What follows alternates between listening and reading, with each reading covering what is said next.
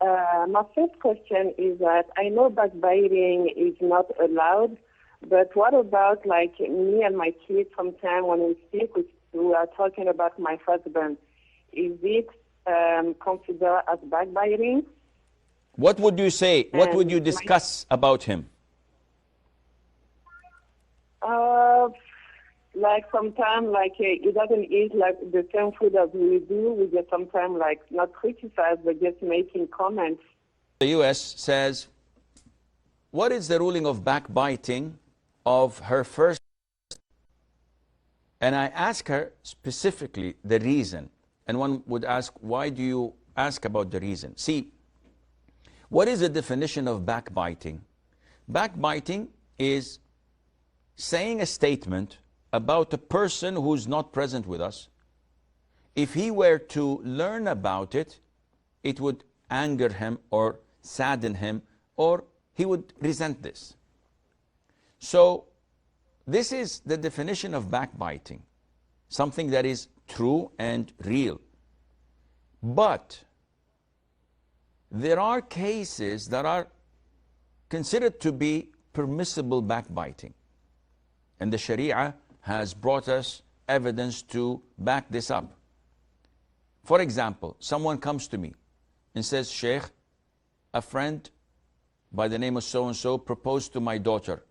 What do you think? I know that this suitor is an alcoholic, or he doesn't pray in the masjid. The guardian of the girl doesn't know that.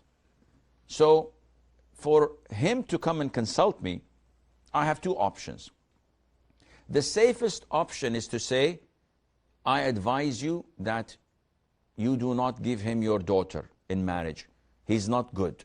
Without naming or saying the things that I know about him. The second option, which is legit, but it is less in preferability, is to say, no, that the guy drinks and he doesn't pray. And this is sufficient. So this is permissible, though it's backbiting, but this is needed. Like when someone breaks into my house and I know the burglar, would I say, I cannot go and complain or file a case against him because this is backbiting. He doesn't like this. No, this is my God-given right. I have to go and complain and say by name that this person broke into my house. Likewise, if I see someone going or learning from people of innovation, people of bid'ah, people of the wrong schools, so many people are learning from famous so-called scholars or students of knowledge, taking them as idols and whatever they say is a true and fact. But I know that this is wrong.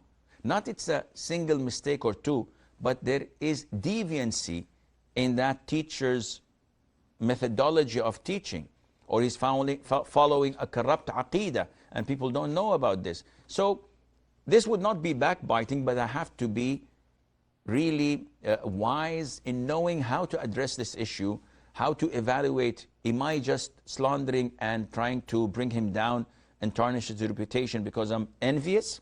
Or am I sincerely warning the ummah that they would not be deceived by this totally deviant person who has no good things in him, none whatsoever, and so on.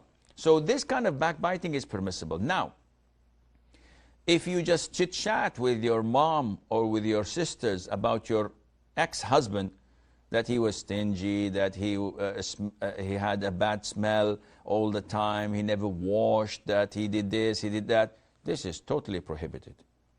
It's gone, it's history. Why are you doing this? There is no reason for bringing these things up. He will harvest your good deeds as long as you keep on doing this. But if there is a legitimate reason, if someone he proposed to, comes to you and say, what do you think of your ex-husband? And you tell them that he had these shortcomings, just for them to be alert and to be careful whether to say yes or no, and you don't lie. In this case, this is a different issue, and Allah knows best.